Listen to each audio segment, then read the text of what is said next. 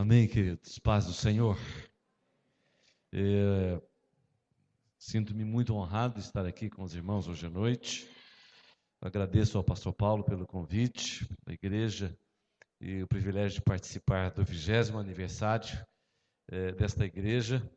Eu nem me lembrava que já haviam se passado 20 anos e fiquei muito honrado por ser lembrado. E na correria da gente, a gente sempre tenta arrumar um jeitinho de estar junto com o povo de Deus, e para mim é uma honra estar aqui com os irmãos hoje à noite. Muito obrigado, viu, pastor, pelo convite, ao irmão Geraldo e a toda a igreja. Alguns irmãos que eu olho e vejo e lembro do rosto, talvez já não me lembre mais do nome, mas me lembro do rosto de alguns, e louvo a Deus por essa igreja e pelos frutos que esse trabalho já produziu. Nós louvamos a Deus. Amém? Deus faz coisas maravilhosas de formas tão extraordinárias. Eu nunca pastoreei, na verdade, essa igreja, né?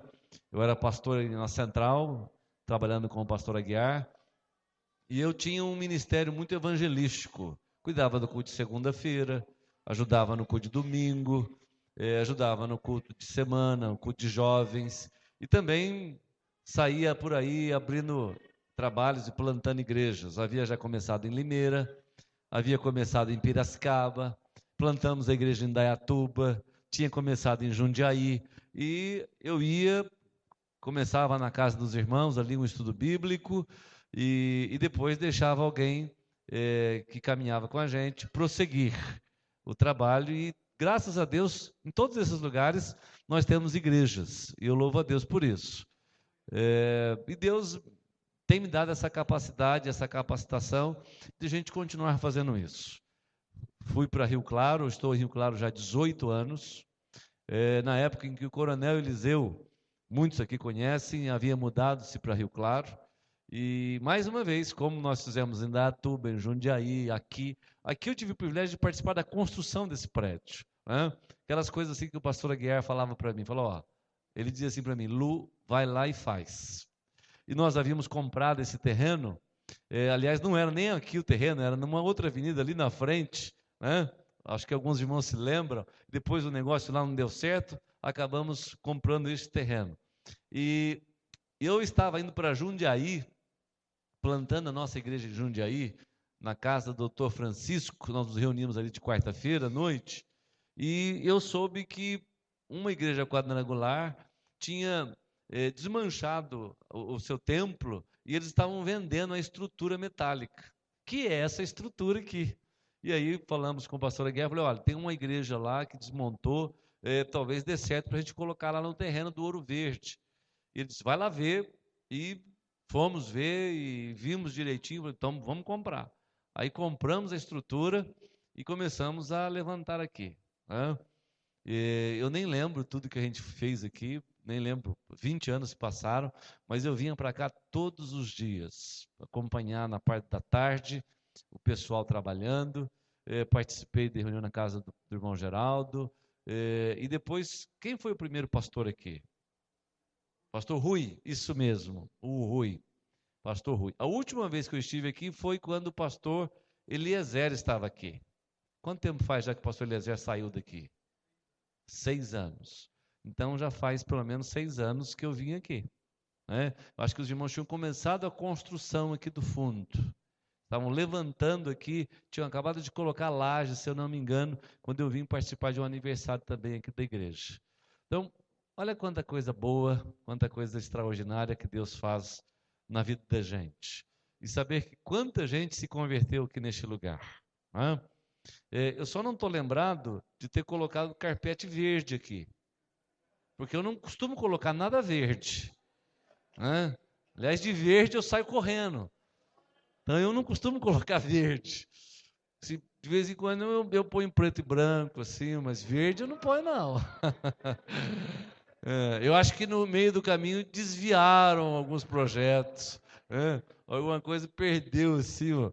Mas é bom estar aqui com os irmãos, e bom demais ver aqui a igreja crescendo e celebrando 20 anos. Deus abençoe, viu, pastor Paulo? Deus abençoe. Já conheci aqui os seus filhos, conversei um pouquinho com eles, com o Felipe, com a Isabela. Eu também tenho filhos. São 18 anos que estamos em Rio Claro. E é interessante como Deus faz as coisas, irmãos. Fui para Rio Claro, como disse, o Coronel Eliseu havia se mudado para lá. Começamos na casa dele uma reunião. Na primeira reunião estávamos eu, o Coronel Eliseu, e os 2 filhos dele adolescentes, porque a esposa também estava estudando. A minha esposa estava grávida do nosso segundo filho. Nós tínhamos a Marcela e a Cláudia estava grávida do Pedro. E ela não podia ir muito comigo, porque ela estava numa gravidez assim, um pouco de repouso, no início da gravidez. E eu comecei a ir para Rio Claro sozinho, às quartas-feiras também. E ali nasceu a igreja em Rio Claro. Nós compramos o prédio, reformamos o prédio. E depois de uns 5, 6 meses que eu estava indo para Rio Claro, tinha lá um grupo de umas 40, 50 pessoas. Nós nos reuníamos e o Coronel Eliseu perguntou assim para mim: quem é que vai ser o pastor da igreja aqui agora? E eu disse para ele uma palavra que Abraão disse para o seu filho Isaque: Coronel, Deus proverá. Deus proverá. E depois daquela palavra que eu dei ao coronel, uma brincadeira nossa, de uma conversa informal, ele no dia seguinte me ligou, também tentando brincar comigo, mas Deus às vezes leva a sério algumas brincadeiras. E ele me ligou dizendo: pastor, depois que nós conversamos ontem aqui depois do culto, eu fui orar e fiquei pensando, e eu não pude deixar de falar com o irmão, eu precisava falar com o irmão hoje, e estou telefonando para dizer que Deus me falou quem será o pastor. Falei: coronel, que bom, porque quando Deus fala, fica tudo mais fácil. Ele falou: o pastor vai ser o pastor Luiz Henrique. Eu falei: então Deus precisa falar comigo, coronel. E meu coração está aberto. Na época, eu não imaginava sair de Campinas, não planejava sair de Campinas, não queria sair de Campinas. Meu coração estava em Campinas, na Igreja Central. Nós estávamos fazendo um trabalho bacana ao lado do pastor Aguiar, com esse projeto de plantar igrejas. Mas depois que o coronel me disse aquilo, eu não consegui dormir mais. Deus falou mesmo. E aí, depois de uns dias, eu cheguei para a Cláudia e disse: Cláudia, se a gente for embora de Campinas, tudo bem para você? Ela disse assim para mim: se não for para ir para São Paulo e para o Rio de Janeiro, qualquer lugar. Falei: bom, é Rio, mas não é Rio de Janeiro. Eu falei, ela aí começou a me acompanhar nas reuniões de quarta-feira, e nós estávamos ali com um grupo razoável de pessoas. Eu disse: eu tenho ficado incomodado com o Rio Claro e como as coisas têm caminhado. E aí começamos a conversar e a orar, e acabamos indo para Rio Claro. Assumimos ali a igreja. Sou pastor da igreja até hoje, o único pastor daquela igreja, desde quando iniciamos o trabalho na casa do Coronel Eliseu. A igreja cresceu. Hoje nós temos 8 igrejas na cidade de Rio Claro. Temos mais de 3.000 nazarenos na cidade. Me tornei superintendente do distrito na época que fui para Rio Claro. Aí tínhamos uma igreja americana, uma em Limeira, uma em Piracicaba, e 2 em Ribeirão Preto, e uma igreja pequenininha ali em Serrana, cidadezinha pequena, e mais umas 2 congregações pequenas. Em Ribeirão nós tínhamos Campos Elíseos e Quintino 1. Quintino era uma igreja que estava praticamente fechada, que não tinha mais ninguém na igreja, a igreja tinha praticamente acabado. Campos Elíseos também era uma igreja muito pequenininha. Nós tínhamos ao todo, juntando as 6 igrejas que havia no distrito, nós tínhamos menos de 800 membros, em todo o distrito. E hoje nós já precisamos desdobrar o distrito, dividi-lo. Essa palavra dividir às vezes não é boa, mas desdobrar é melhor. Nós estávamos o ano retrasado, quando nós fizemos o desdobramento do distrito, nós estávamos com 85 igrejas no distrito. Nós continuamos fazendo aquilo que a gente estava fazendo aqui, plantando igrejas. E fomos plantando, e as coisas foram acontecendo. Deus foi abençoando. Hoje, da região, o nosso distrito Nordeste Paulista, ele vai até Brotas, Bauru, a tua cidade, viu, pastor? Faz parte do novo distrito, do distrito Noroeste Paulista, já faz parte do Noroeste Paulista, Jaú, Bauru, toda aquela região ali, até Três Lagoas, que já está no Mato Grosso do Sul, até São José do Rio Preto, e ali já temos quase 30 igrejas no novo distrito, e temos 65 igrejas no nosso distrito. Então, Deus tem abençoado. Quando a gente toma uma decisão boa no Senhor, a gente colhe os frutos da bênção de Deus. Esses anos todos de ministério, Deus tem nos abençoado, e eu sou grato a Deus por Ele ter me escolhido, ter me salvado, ter me chamado para o ministério, e tem me ajudado todos os dias a permanecer em pé e a permanecer servindo. Amém? Sou casado com a Cláudia, temos 3 filhos, a Marcela com 22 anos, o Pedro Henrique com 18 e a Ana Luísa com 17. Então, 3 lindos filhos, todos eles bonitos como pai, inteligentes como a mãe, né? E muito abençoados. Nós louvamos a Deus pelos nossos filhos. 2 deles estão estudando fora. A Marcela, agora em maio do próximo ano, se forma já em business, comércio exterior, na nossa faculdade nos Estados Unidos. Deus nos deu o privilégio de enviá-la para lá, e agora em maio ela já se forma. E eu nunca poderia mandar um filho meu para os Estados Unidos, mas Deus abre portas, e Deus diz para a gente assim: semeia, lança o teu pão sobre as águas, porque depois de muitos dias o acharás, e você vai colher frutos de forma muito diferente daquilo que você semeou. Você põe uma semente e Deus te dá infinitamente mais. A Marcela agora se forma de uma forma extraordinária. O Pedro Henrique agora foi para lá também, para a nossa faculdade da MNU, no estado de Idaho, fazendo engenharia mecânica. E esses dias ele me ligou dizendo: pai, eu confesso que estou inclinado a mudar meu curso. Eu nunca falei com o Pedro sobre absolutamente nada de ministério, a não ser orado por ele. E desde pequeno ele participa dos cultos de junior, de adolescentes. Ele herdou, puxou para a mãe. Ele toca piano, toca guitarra, toca violão, toca contrabaixo, toca bateria.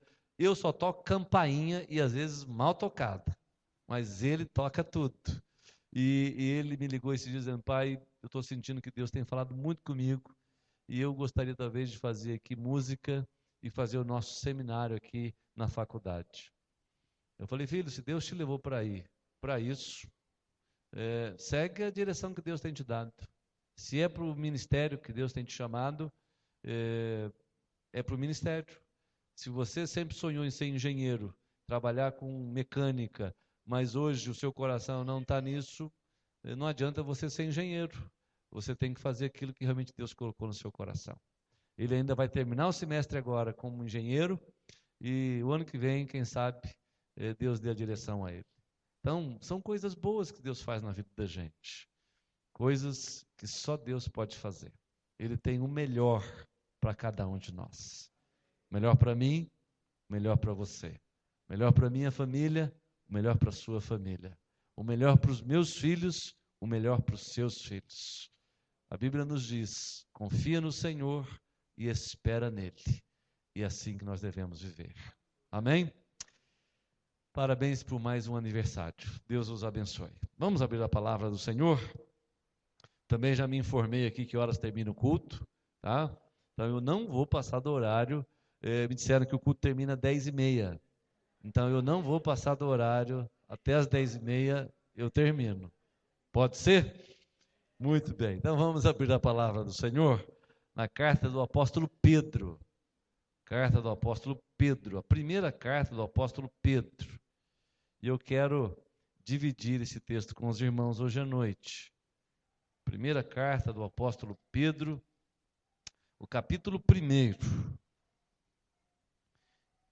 Quero ler com você do verso 13 em diante.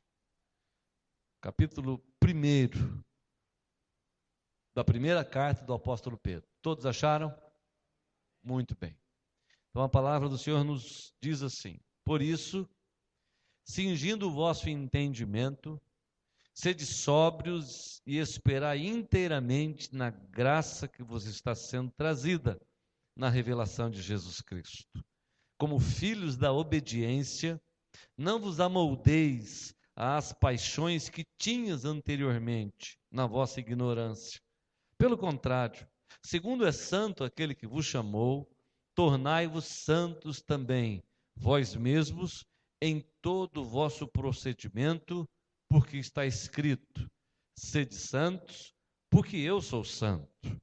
Ora, se invocais como Pai aquele que, sem acepção de pessoas, julga segundo as obras de cada um, portai-vos com temor durante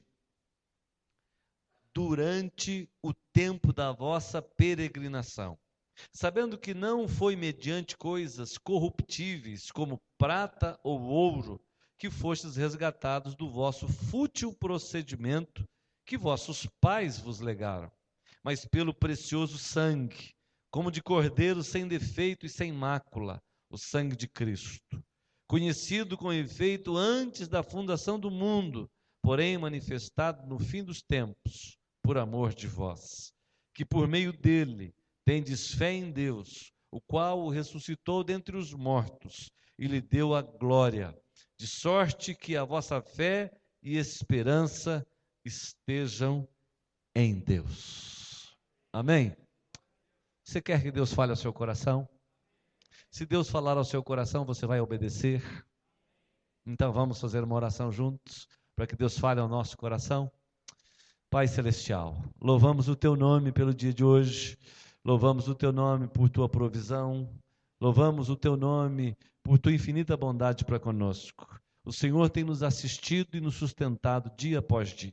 Obrigado por esse culto de celebração, pelos louvores que entoamos neste lugar, pela adoração que subiu até o Teu trono. Obrigado por esse ajuntamento de pessoas lavadas pelo Teu sangue. E obrigado pelo aniversário desta igreja, o 20º aniversário desta igreja. Louvado seja o Teu nome, bendito seja o Senhor.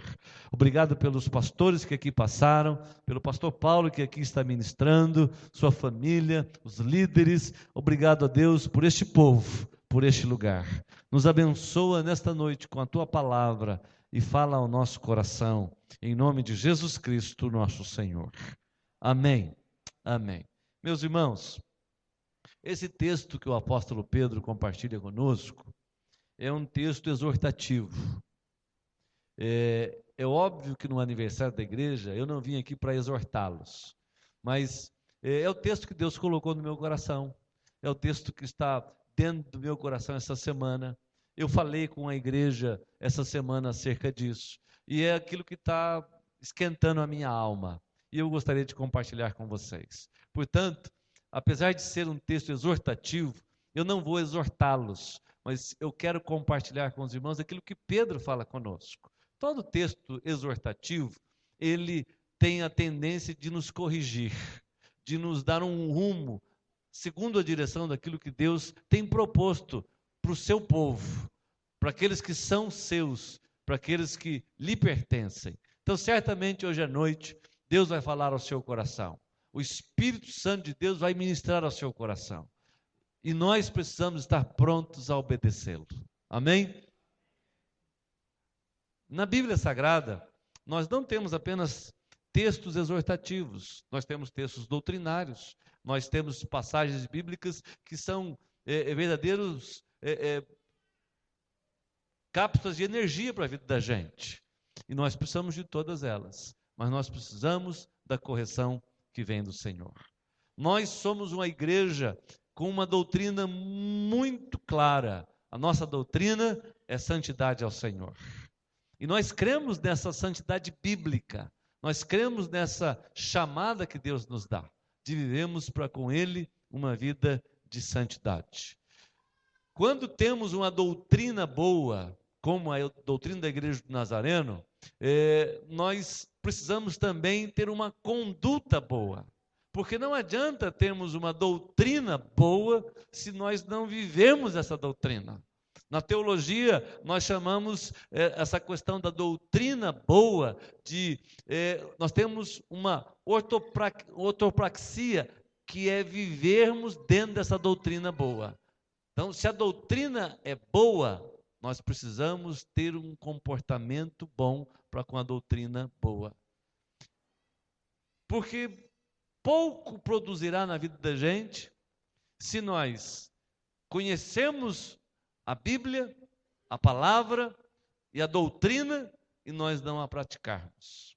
Tiago diz que quando assim agimos, nós estamos enganando-nos a nós mesmos. Por isso ele nos exorta, quando ele diz: tornai-vos, pois, praticantes da palavra e não apenas ouvintes, porque aquele que ouve a palavra e não a pratica, engana-se a si mesmo.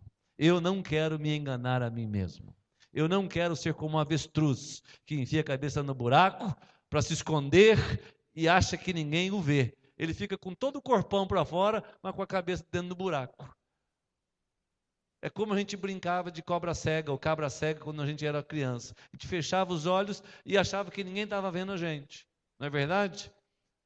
Quando na verdade a gente está tapando o sol com a peneira. Nós queremos viver uma doutrina muito boa e vivemos uma vida prática boa. Por que razão nós devemos viver uma vida de santidade? Por que razão nós devemos viver uma vida correta? Por que razão? Por que razão eu devo viver uma vida que agrade a Deus? Pedro nos dá aqui 3 razões muito simples e eu quero compartilhá-las com os irmãos. A primeira razão que Pedro compartilha conosco do porquê nós devemos ser santos está aqui no capítulo 1, no texto que nós lemos, no verso de número 14. Ele diz assim: como filhos da obediência, não vos amoldeis às paixões que tinhas anteriormente na vossa ignorância. Como filhos da obediência. Obediência aqui não é a nossa mãe, diretamente. Tem muitas mães que chamam Vitória, né? Tem muitas mães que têm muitos nomes. Aqui não é apenas o nome de uma mãe, mas nós obedecemos ao nosso Deus porque fomos comprados por Ele. Por que nós devemos viver uma vida de santidade? Pedro está escrevendo à igreja, e Pedro está escrevendo a mim e a você. E Pedro está nos exortando a vivermos essa vida de santidade. E a primeira razão que Pedro nos diz do porquê devemos viver essa vida de santidade é porque Deus estabeleceu um padrão para o seu povo. Deus estabeleceu um padrão para o seu povo, para a sua igreja, para mim e para você. Você sabe o que significa padrão? Padrão é um modelo. Deus estabeleceu um modelo para mim e para você. Eu, na minha adolescência, estudei no Senai. Aos 14 anos, eu fui para o Senai. E fiz Senai. Fiz ajustagem no Senai. Fiz 1 ano e meio de ajustagem. E depois de 1 ano e meio no Senai, eu fiz ainda 1 ano de ferramentaria. Então, eu passei 2 anos e meio no Senai e saí ferramenteiro. Nunca trabalhei como ferramenteiro, porque depois de uns 6 meses de formado, eu fui para o exército, e depois do exército, saí do exército, fui trabalhar no banco. Nunca exerci minha profissão, mas eu aprendi algumas coisas. E eu me lembro que na época que eu fazia ajustagem, depois ferramentaria, eu aprendi a fazer estampo. O que é um estampo? Você faz uma matriz, e a partir daquela matriz, você produz peças em série. Então, se eu queria uma chapa sextavada, eu fazia um estampo com sextavado e depois você punha na prensa e tudo saía sextavadinho. Padrão. Você tinha que fazer muito bem feitinho. Quando você pega qualquer empresa de automóvel, a Volkswagen, por exemplo, ela faz um padrão de carro, o Gol. E todos os carros têm que sair daquele modelo, daquela forma. tanto carroceria, como motor, como acabamento. Quando você vai numa produção, e a própria máquina hoje, toda ela computadorizada, a própria máquina que produz o equipamento, que produz alguma coisa, a própria máquina já rejeita aquilo que está fora do padrão. O que eu quero dizer para você? Que nós devemos viver uma vida de santidade, de pureza, de retidão, de comportamento sério. Por quê? Porque Deus estabeleceu um padrão. O padrão da igreja, o padrão da vida do cristão, o padrão da vida do crente, o padrão que Deus estabeleceu para você, para mim, para minha família, para os meus filhos, para você, é santidade. Esse é o padrão de Deus. E se eu não viver desta forma, eu estou fora da vontade de Deus.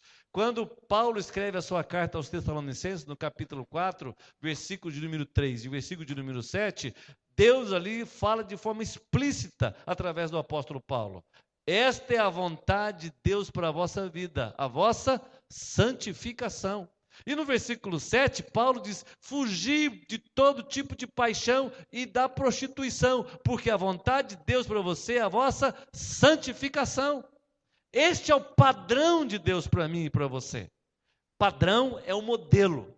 O ano passado, lá em Rio Claro, nós temos uma associação e um dos deputados da cidade me chamou para uma conversa e disse, pastor, nós temos a possibilidade de trazer aqui o restaurante Bom Prato para Rio Claro. E nós gostaríamos que a Igreja do Nazareno, através da sua pessoa, administrasse isso. O senhor quer ser o nosso parceiro? E eu estudei o projeto com ele, falei, seria muito bom. Como presidente da associação, então nós administramos o restaurante. Servimos 1.200 refeições por dia, a R$1. Aquele projeto do Bom Prato de parceria com o governo. O governo subsidia uma parte da refeição e nós administramos. Nós temos que contratar todos os funcionários, nós tivemos que alugar o prédio, reformar o prédio, adequar o prédio e tudo mais. Recebemos uma verba do governo para comprar o equipamento, mas tivemos que deixar tudo dentro daquilo que eles estabeleceram. Quando nós sentamos com o governador, com o secretário do Desenvolvimento Social e com a equipe dele para fazermos o restaurante, eles me deram uma cartilha. E essa cartilha, a moça disse para mim assim, pastor, isso aqui é o que o senhor tem que seguir. Se não estiver dentro dessas normas, dentro dessas regras, o restaurante não será aprovado. E aí tinha as especificações. Cozinha de 180 metros, azulejo aqui, azulejo ali, forro assim, forro assado, grelha com telinha para não entrar bicho, ar-condicionado aqui, câmera fria, lugar para lixo, o refeitório para sentar pelo menos 200 pessoas. E eu tinha que achar um prédio que tivesse essa estrutura e depois adequar o prédio às normas. Eles tinham um padrão. Se eu não me adequasse àquele padrão, eu estava fora, desqualificado. Meu irmão, Deus exige do seu povo santidade, porque este é o padrão para mim e para você. Se nós não tivermos em santidade, nós estamos fora. O que é que o autor aos Hebreus nos diz lá no capítulo 12, verso 14? Ou capítulo 14, verso 12. Segui a paz com todos e a santificação, sem a qual ninguém verá o Senhor. Este é o padrão para mim e para você. Deus quer que nós sejamos santos. Deus quer que nós sejamos perfeitos. Quando Jesus está no Sermão do Monte, falando com os seus discípulos e com a multidão que o ouvia, Jesus diz assim lá no capítulo 5 de Mateus, capítulo 5, verso 48. Sede vós perfeitos, porque o vosso Pai Celestial quer que vocês sejam perfeitos. Deus quer que eu seja perfeito? Pedro diz agora aqui que nós devemos ser santos porque o nosso Pai é santo. Deus quer que eu seja perfeito, Deus quer que eu seja santo. Então esse é o padrão de vida para mim e para você. O problema é que nós, às vezes, começamos a dar desculpas de que nós temos fraquezas, somos limitados, temos inclinações carnais, temos paixões, somos pecadores, portanto, estamos longe demais do projeto de Deus. Nós somos, de fato, pecadores, fracos, miseráveis, com inclinações carnais, com sentimentos ruins dentro do nosso coração. Nós não podemos confiar na nossa carne, nem na nossa força, nem em nossa habilidade, nem no conhecimento que temos. Nós não podemos confiar em nós, e nem em homem nenhum, e nem em braço de homem nenhum. Maldito é o homem que confia no homem, e maldito é o homem que faz do seu braço a sua força. Nós dependemos do Senhor. Mas preste atenção, no meu coração eu preciso estabelecer um alvo e um projeto de vida para mim. O meu alvo e o meu projeto é ser a semelhança de Jesus Cristo. Eu preciso ser santo e eu preciso querer ser perfeito. Nunca serei santo e perfeito enquanto homem, enquanto humano. Nunca serei santo e perfeito como Jesus é e como meu Deus é, mas eu posso ser santo e perfeito dentro das minhas limitações e fraquezas, porque o meu Deus me capacita. Este é o padrão para a igreja, este é o padrão para você, para mim. Pedro diz assim: não vos amoldeis, não tome a forma. É a mesma expressão que o apóstolo Paulo usa em Romanos capítulo 12. Não tome a forma deste mundo, renove-o, transforme-o pela renovação da vossa mente, oferecendo a Deus o seu culto racional, conhecendo a vontade de Deus que é boa, perfeita e agradável. Nós não podemos nos amoldar às paixões que tínhamos anteriormente. Pedro está dizendo para mim e para você: quando éramos ignorantes e não conhecíamos o Evangelho de Jesus Cristo, e não conhecíamos a Jesus Cristo, nós vivíamos de uma forma, nós não podemos mais viver desta forma. Lamentamos muito quando vemos a igreja e muitos cristãos que já se entregaram a Jesus vivendo desta forma, como viviam anteriormente.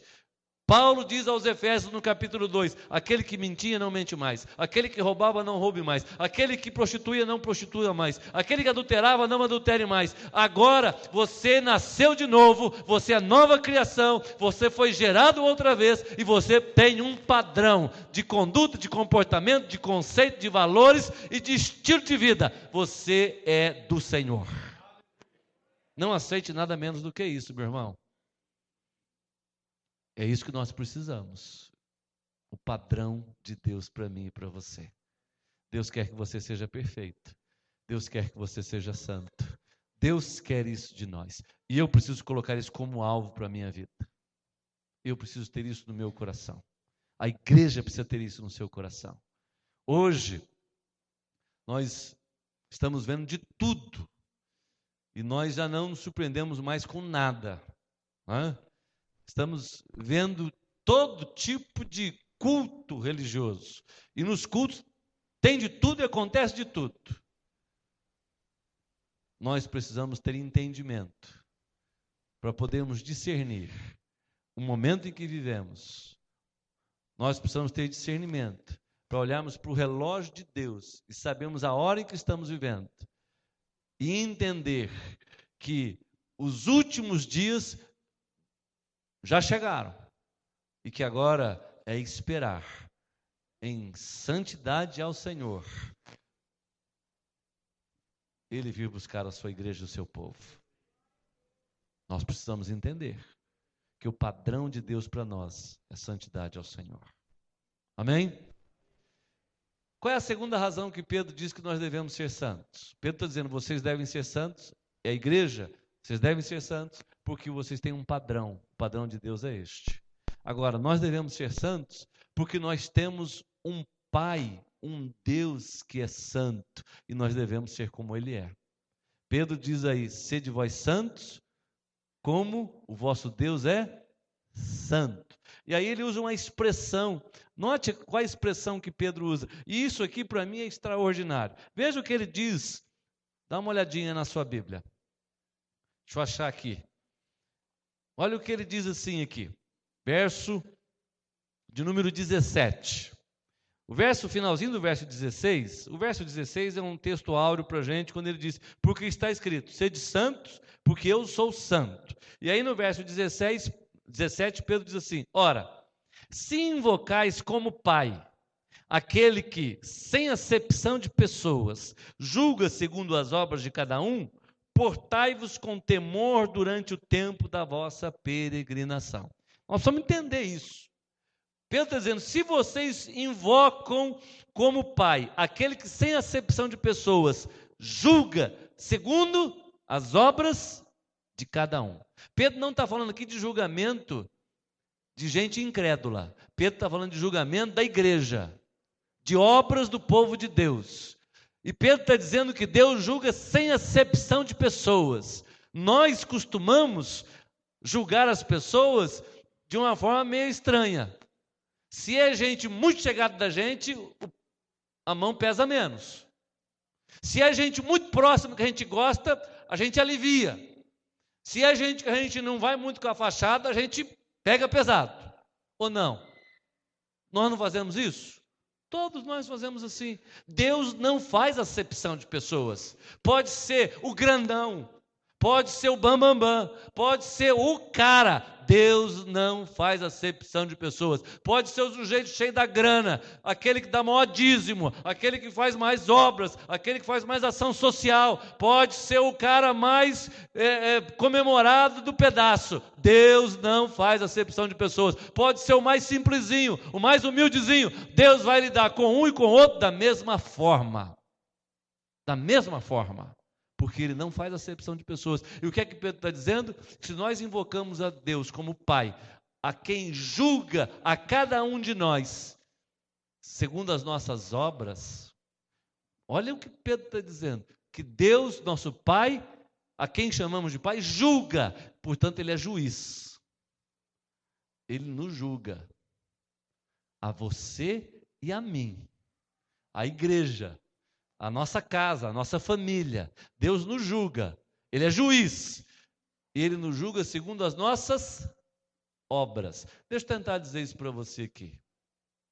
Aqui não é julgamento em termos de salvação, porque nós já somos dele, já somos salvos, mas Ele nos julga segundo as nossas obras. A minha Bíblia diz que os olhos do Senhor estão sobre toda a terra, e Ele sabe todas as coisas e vê todas as coisas.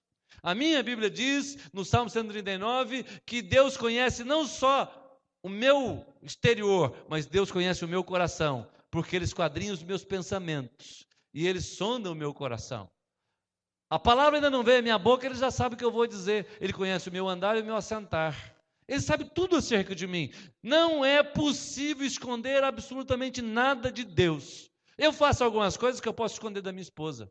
Eu faço algumas coisas que eu posso esconder dos meus filhos. Eu faço e falo algumas coisas que eu posso não revelar a minha real motivação para os meus pastores, para a junta da igreja. Eu posso fazer alguma coisa com uma segunda intenção, porque eu quero tomar vantagem daquilo. Eu posso dar um dízimo, dar uma oferta, fazer uma ação social, porque eu estou querendo uma outra coisa.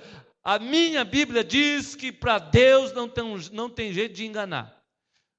Não tem como enganar. Se eu fiz algo com a motivação, Deus sabe o porquê eu fiz aquilo. Deus sabe tudo. E a Bíblia está dizendo, e Pedro está falando para a gente, que se nós invocamos a Deus como Pai, que julga e nos trata sem acepção de pessoas, ou seja, Deus não vai nos aliviar ou nos tratar de forma diferente porque nós somos fulano de tal. Deus não vai nos tratar.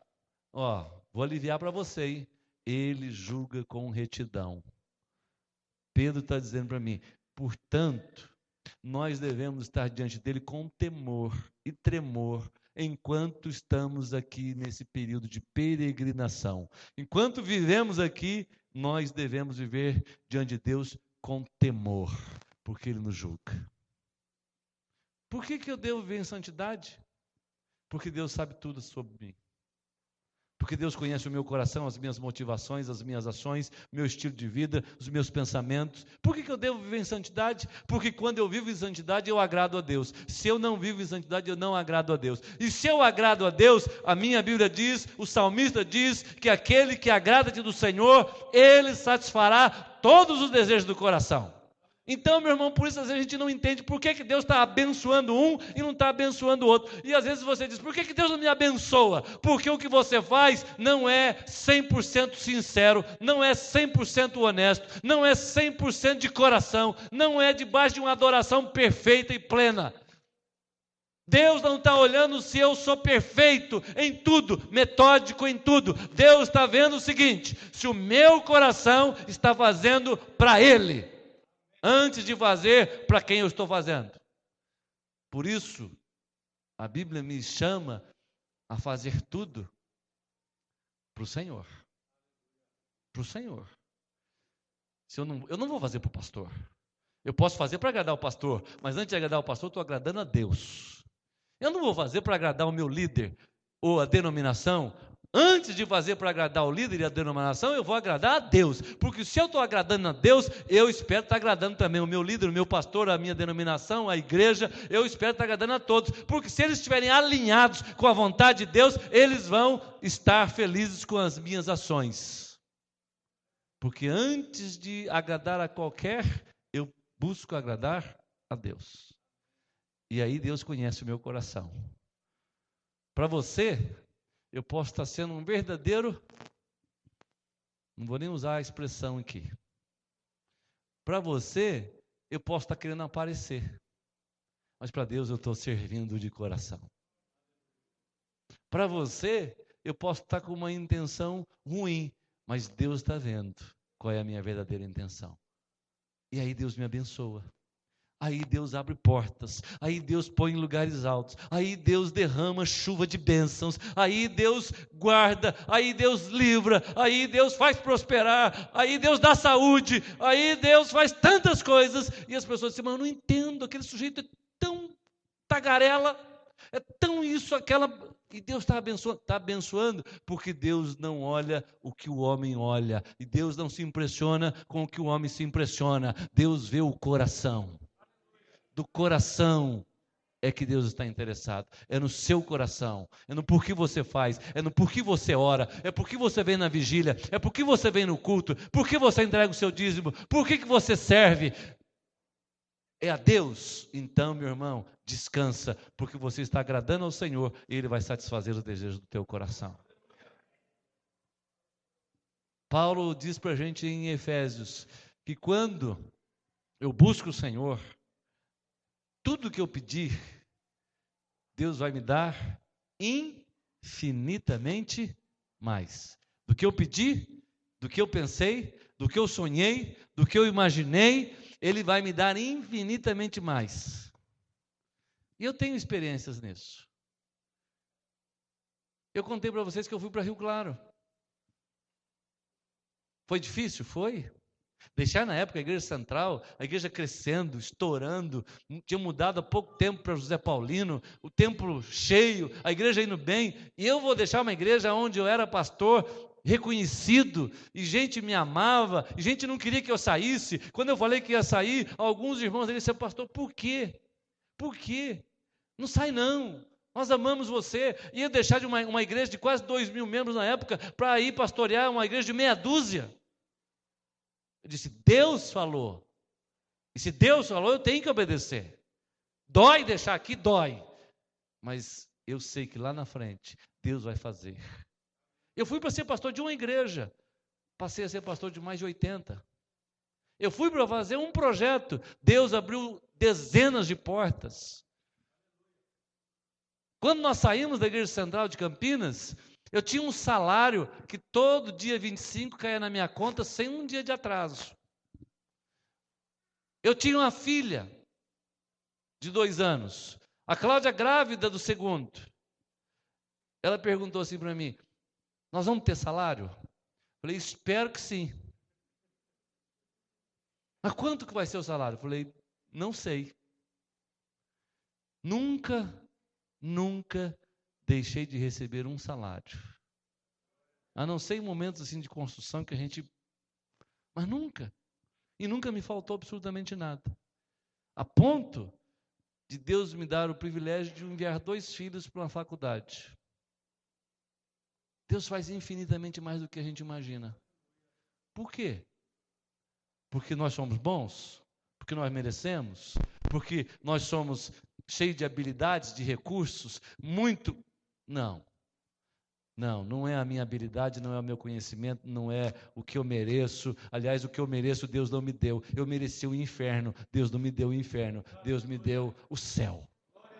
A única coisa que eu merecia era o inferno, porque eu sou pecador, era inimigo de Deus. O que eu merecia? O inferno. Deus disse para mim: eu não vou te dar o que você merece, eu vou te dar o que você não merece. Você merece o inferno, mas porque eu sou bom e porque eu sou Deus, eu vou te dar o céu. Então cuidado quando você começa a orar: Deus, me dá o que eu mereço. Cuidado. Não, eu mereço. Merece? Cuidado, irmão. Por que nós precisamos ser santos? Por que eu tenho que viver em santidade? Porque esse é o padrão que Deus estabeleceu para nós. Esse é o padrão de Deus para a igreja. Esse é o padrão, irmão, padrão. Deus não aceita nada menos do que isso. Por que eu preciso viver em santidade? Porque meu Deus é santo. Porque Ele me julga. É interessante que às vezes nós precisamos fazer, às vezes, uma comparação de como nós como pais agimos, de como Deus como pai age. É óbvio que tem aqui um universo de diferença. Mas eu tenho 3 filhos, e quantas vezes eu precisei julgar os meus filhos? Quantas vezes eu precisei julgar os meus filhos como pai? Julgar a atitude deles, julgar as ações deles. E algumas ações eu precisava dizer: filho, parabéns, Deus te abençoe, que legal que você fez isso. Mas quantas vezes eu precisei dizer: meu, pisou na bola, cara. Agora você vai ter que ficar sem alguma coisa. Castigo, disciplina, correção. Eu, como pai, também já fui juiz dos meus filhos, ainda sou.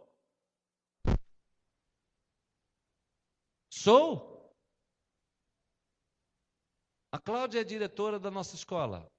A Cláudia é formada em piano, formada em pedagogia, em administração pedagógica e em administração especial para estudos escolares. Nossos filhos estudaram na nossa escola, os 3. Graças a Deus por isso. E nós estabelecemos com eles assim uma média. A média para passar é 5. Nós dissemos: olha, vocês nunca vão poder tirar 5. Vocês são filhos da diretora e do pastor. Aí a gente põe uma pressãozinha, né? A média para vocês é 6. E quando vocês tirarem 6, vocês estão roubados. Porque a média é 6, mas vocês devem tirar pelo menos acima de 7. Porque quando tirar 6, não tem nem intercessão. Não tem choro. Quantas vezes eu, como pai, precisei julgá-los? Aí tinha que assinar o boletim. Tinha que dar o ciente no boletim. Todo mês. Porque na escola tem o boletim todo mês, e tem que levar para a diretora, e tem que levar para a professora todo mês, todos os alunos.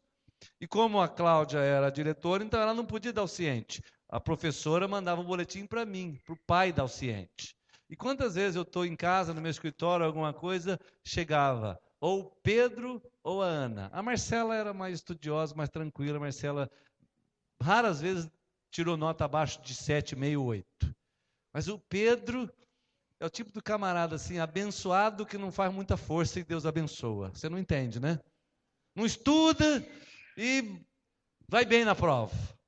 A Ana já estuda, racha o coco e de vez em quando vai mal. Aí o Pedro de vez em quando vinha com aquela cara lavada dele: pai, o senhor já viu o boletim? Eu falei: não, você não trouxe. Então, eu preciso levar amanhã para a escola. Eu falei: então me dá lá. O senhor tem certeza que o senhor quer ver? Ele é cara de pau, né? Tem certeza que o senhor quer ver? Eu falei: quero. Quantas vezes? E ele vinha, trazia o boletim, e quando ele brincava assim, já vinha, ele já sabia que tinha tirado ou menos de 7. Às vezes ele brincava comigo, porque nós tínhamos estabelecido 6, e às vezes ele tirava 8 e vinha com graça. Mas às vezes ele tirava 6, 5,5. Mas por que você tirou 5,5? Por que você tirou 6? Ah, pai, eu esqueci que tinha prova. Você esqueceu que tinha prova? Esqueceu que tinha... Eu esqueci que tinha que estudar. Filho não faz isso com a gente? Esqueci que tinha prova. E aí, então quando o filho diz isso para a gente, você precisa agir com ele com um pouquinho mais de rigor. Porque ele ficou o dia inteiro, às vezes, na internet, o dia inteiro na televisão, o dia inteiro brincando. E aí você tem que, pelo menos, ensinar alguma coisa para ele. Tá bom. Então, você tirou 5,5? Tirou 6? Tirou 5? Então, você vai ficar essa semana sem computador, essa semana você vai ficar sem isso. É uma forma de você disciplinar e corrigir. E aí nós entramos como juízes, pai que julgam. Agora, se o filho estudou, como aconteceu algumas vezes com a Ana, que ela é super dedicada, mas às vezes chegava com uma nota 5,5, 6, e pai, assina o boletim para mim. E ela vinha diferente do Pedro. Ela já vinha com uma carinha de choro. Ela já vinha com a carinha assim de triste. Né? E às vezes até soluçando com o boletim na mão. Eu nem dei o veredito ainda, e ela já está soluçando. E entregava o boletim. Filha, por que você tirou essa nota? Pai, eu estudei. Eu estudei, pai. Eu estudei. Mas chegou na hora da prova, me deu um branco. Que eu não conseguia lembrar. Não conseguia. Você julga de forma diferente. Por quê? Porque estudou, se esforçou. Então, o efeito que a gente aplica, o remédio que a gente dá, a disciplina que você dá, é diferente. Porque você viu que houve esforço. O que Pedro está dizendo para mim e para você é que o nosso Deus e o nosso Pai age de forma parecida. Quando eu faço tudo, faço um esforço enorme, tento fugir do pecado, tento fugir daquilo, desvio daquilo outro, e fecho os olhos para aquilo outro, e me empenho, mas acabo tropeçando e naufragando em alguma situação, Deus olha para mim, Deus me disciplina, me corrige, mas Ele sabe do esforço que eu fiz. Ele sabe do porquê que eu caí. Ele sabe se foi uma armadilha, se foi uma cilada, se foi uma encrenca que armaram. Agora, Ele sabe também se eu fiz tudo para entrar no enrosco. Porque às vezes, como crentes, a gente faz tudo para entrar no jogo do diabo. E nós não podemos. Se nós chamamos a Deus como Pai, e Ele julga sem acepção de pessoas, Pedro está dizendo, viva diante de Deus com temor, enquanto você estiver nesse período em que você está peregrinando, para que você possa, em tudo que fizer, honrar a Deus, agradar a Deus e fugir daquilo que não agrada a Deus. Porque quando nós fazemos tudo para agradar ao Pai, Ele sabe o que nós estamos fazendo. Amém? E como meu horário está acabando, terceiro lugar, por que nós precisamos viver uma vida de santidade? Porque é o padrão, porque nós temos a Deus como Pai e Santo e nosso juiz, e porque nós somos comprados por um alto preço. Por um alto preço. O que é que Pedro está dizendo aí para a gente? Sabemos, olha a expressão que ele usa, sabemos que fomos comprados não por coisas corruptíveis, como ouro e como prata, coisas que valorizamos muito. Nós não fomos comprados por ouro e prata, que na visão do mundo e do homem secular e do homem sem Deus, é aquilo que mais tem valor. Nós não fomos comprados por ouro e por prata, por coisas corruptíveis. Pedro diz, sabemos que nós não fomos comprados por isso, mas fomos comprados pelo precioso sangue de Jesus Cristo. Fomos comprados pelo precioso sangue de Jesus. Não fomos comprados por sangue de bode, nem por sangue de cabra, nem por sangue de nada. Fomos comprados pelo precioso sangue de Jesus. Nós temos um padrão elevadíssimo. Nós temos um Pai sem igual. E nós fomos comprados por um preço extraordinário. Preço do sangue de Jesus. Irmão, eu não sei quantos aqui assistiram um filme que passou alguns anos atrás. Eu já assisti várias vezes esse filme porque eu gosto de filmes assim. O Resgate do Soldado Brian. Assistiram? Alguém assistiu esse filme? Muito bem. Bom filme. História bonita. A história de uma família, de uma mãe que manda os filhos para a guerra. E lá na guerra, todos morrem, menos um. E o governo americano toma conhecimento de que todos os filhos daquela mulher morreram. 5 filhos. E agora só tem um vivo. Então eles não querem que os 5 morram. Eles querem devolver um filho vivo para aquela mulher. E o que é que o governo americano faz? Designa um pelotão. Está dando microfonia aí, irmão? Está acabando a bateria? Então vamos mudar. Achei que fosse só lá em Rio Claro que acontecesse isso. Que bom que não é. O governo americano destaca um pelotão de soldados para resgatar o soldado Brian, para trazê-lo de volta vivo e devolvê-lo à mãe. E a história do filme é bonita, porque naquele pelotão, vários soldados morrem e dão a vida para resgatar um homem. E às vezes você não entende. Muitos morrem porque aquele rapaz que está lá precisa voltar. Mas há algo que me impressiona, quando o líder do pelotão, e eles encontram o soldado, o líder do pelotão, já ferido, diz para ele assim: rapaz, nós viemos aqui para te buscar e vamos te levar de volta para casa com vida. Agora, para que você pudesse ser salvo, muitos jovens morreram, muitos soldados morreram. E aí ele diz uma frase extraordinária para aquele moço. Ele diz assim: volta para casa, mas faça a sua vida valer a pena, porque muitos morreram por você. Faça a sua vida valer a pena. Faça a sua vida valer a pena. Nós não fomos comprados por um pelotão de soldados. Eles têm o valor deles. Fala, meu gatão. Eles têm o valor deles. Nós não fomos comprados por uma turma de moços. Nós fomos comprados pelo precioso sangue de Jesus.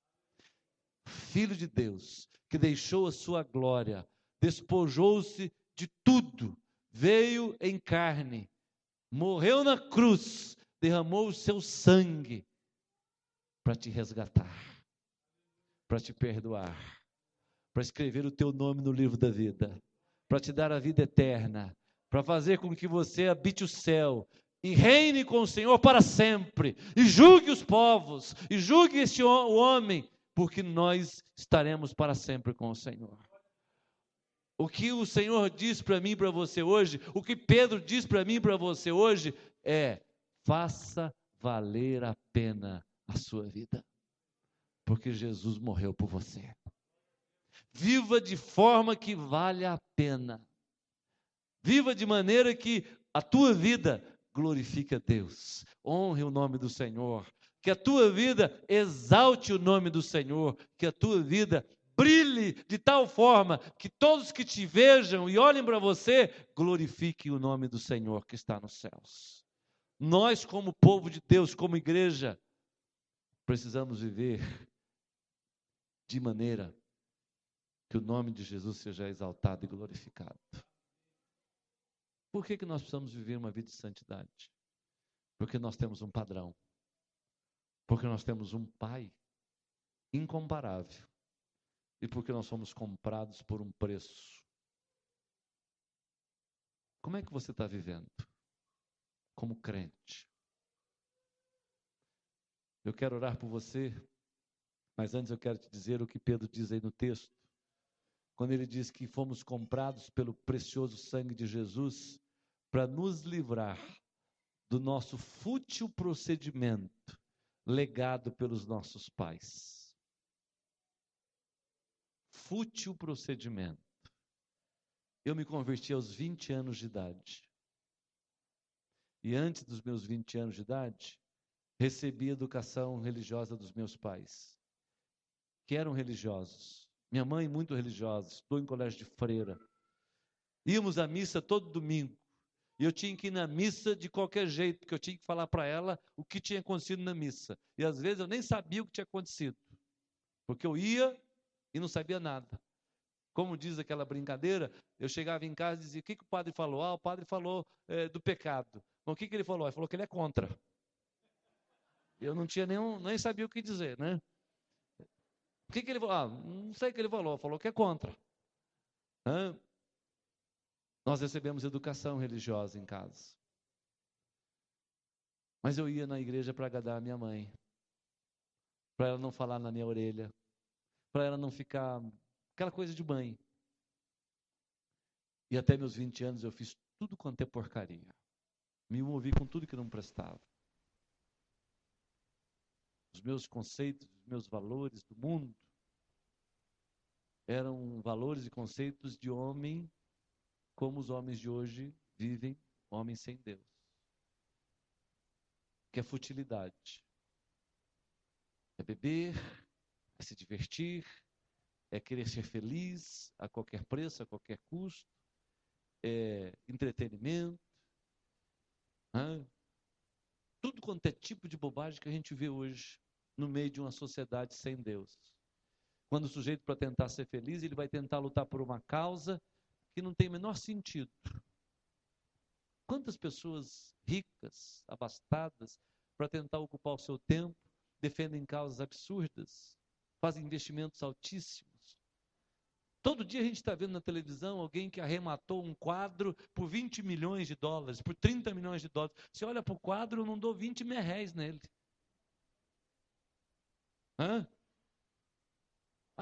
O negócio aqui foi de fulano de tal, e compram lá uma relíquia que era de fulano ou de Beltrano, e pagam 5 milhões por um negócio que não faz o menor sentido. Porque querem preencher o coração com coisas fúteis, fúteis, fúteis. Deus nos livrou dessa futilidade, comprando-nos com o sangue de Jesus, e nos deu um propósito para viver. Viver para a glória do seu nome. Viver produzindo coisas boas e maravilhosas. Como é que nós estamos vivendo? Vamos orar? Vamos orar? Você pode curvar a sua cabeça, por favor? Você pode se colocar em pé? Eu quero fazer essa oração por você e pedir que Deus te abençoe. E eu já passei do horário um pouquinho, pastor, me perdoe aqui. Feche os seus olhos, vamos orar. Eu perguntei para você, se Deus falasse ao seu coração, você iria obedecer. Se Deus falou com você, agora é hora de você obedecer. É hora de você dizer: Deus, eu quero estabelecer como alvo para a minha vida a santidade. Eu quero viver com temor diante do Senhor. E eu quero agradar o teu coração. Eu quero. Com a sua cabeça curvada, nós vamos orar. Pai Celestial, obrigado por essa noite. Obrigado por estarmos aqui juntos, celebrando o teu nome. E pedimos a tua bênção sobre cada um de nós. Ouvimos a tua palavra e pedimos que o Senhor nos ajude a compreender a tua palavra, a viver a tua palavra e a praticar a tua palavra.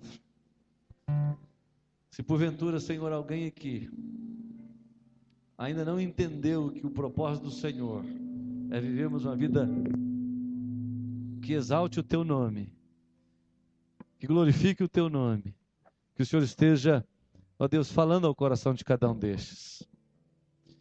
Se porventura tem alguém aqui que ainda não se entregou ao Senhor e ainda não deixou a velha vida, se ainda não abandonou os velhos pecados, hoje à noite nós queremos orar por esses. Se há alguém aqui ainda que tem dúvidas no coração, não sabendo se vale a pena andar com o Senhor e te servir, deixando tudo o resto para trás, nós queremos orar com esses. Se há alguém aqui, Senhor, que quer andar contigo, mas ainda não encontrou forças para abandonar as coisas do mundo e tem vivido com os pés, uma em cada barco, e vivido, ó Deus, de maneira que não te honra e não te agrada, nós queremos orar por esses. Ó Pai, pedimos que agora o Senhor ministre de maneira poderosa e sobrenatural, confirmando a Tua palavra no nosso coração. Com a sua cabeça curvada, querido, aí aonde você está, eu quero te incluir nessa oração. Antes de ir para casa, eu quero orar por você. Deus tem falado ao seu coração. Você quer tomar uma decisão hoje, seja ela em que área for da sua vida. Você quer se entregar ao Senhor. Você quer consertar algumas coisas dentro do seu coração, na sua família. Você quer passar a viver um estilo de vida diferente como cristão. Eu quero orar por você. Quero te incluir nessa oração.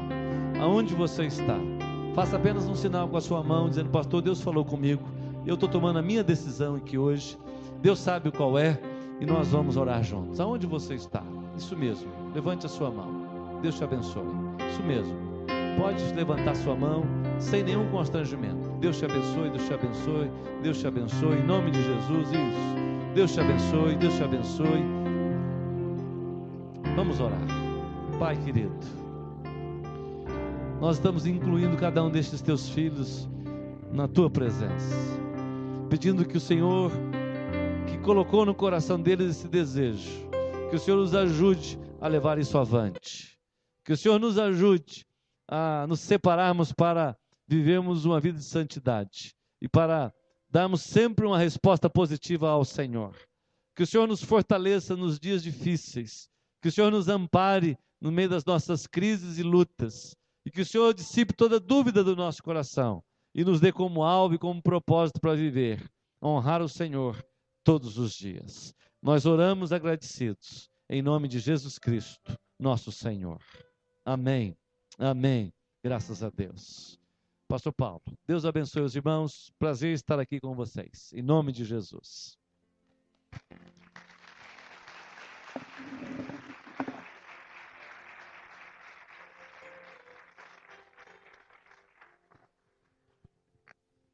Aleluia, louvado seja o nome do Senhor. Semana passada Deus andou nessa direção conosco também, na direção da santidade, porque é isso que Deus quer de mim e quer de você. Essa é a mensagem que a igreja do Nazareno ela tem para cada um de nós. A nossa vida ela não para na cruz, a nossa vida ela é salva, nós entregamos a nossa vida ali, mas nós temos uma caminhada de santidade, nós temos uma caminhada de santificação, nós continuamos a cada dia andando e crescendo em direção à plenitude do varão aprovado.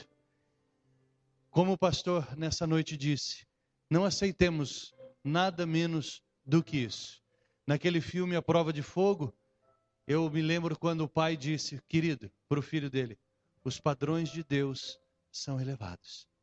E como é bom viver por padrões elevados. É bom viver com padrões elevados. É o que Deus quer para mim e para você. Porque quando as pessoas nos olham, elas olham para nós e elas veem o brilho de Cristo. Como ele disse, brilhem como as estrelas. É isso que ele quer, brilhe como as estrelas. Ele não disse para sermos estrelas, porque a estrela reflete a luz do sol. Nós devemos ser como as estrelas, refletirmos a luz de Cristo nas nossas vidas.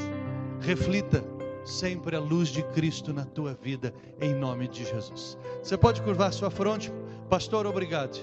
Nós louvamos a Deus pela tua vida, obrigado por ter te trazido lá de Rio Claro para cá. Deus te abençoe, em nome de Jesus, muito obrigado. Pai eterno, Tu és o dono das nossas vidas. Tu és Pai e nós somos filhos. Tua palavra diz que toda a plenitude da Tua divindade reside em cada um de nós.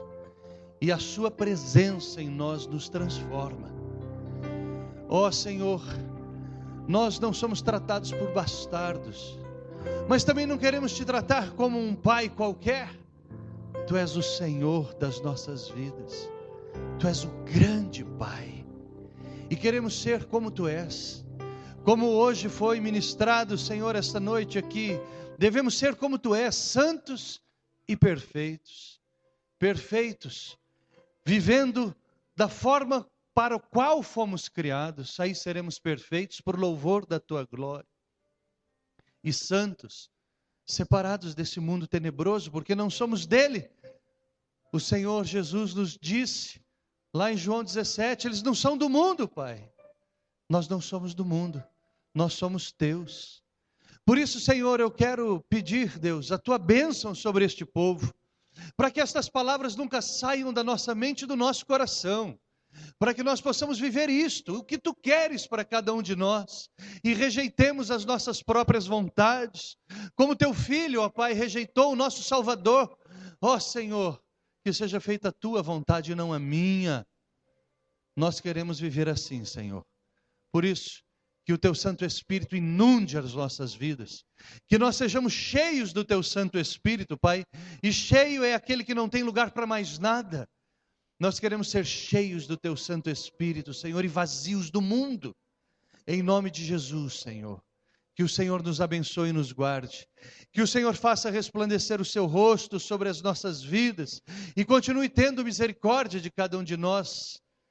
Que os Teus olhos que veem todas as coisas contemplem cada um de nós, e o Senhor possa dizer: achei aquele que me adora em espírito e em verdade, quando Ele olhar para você.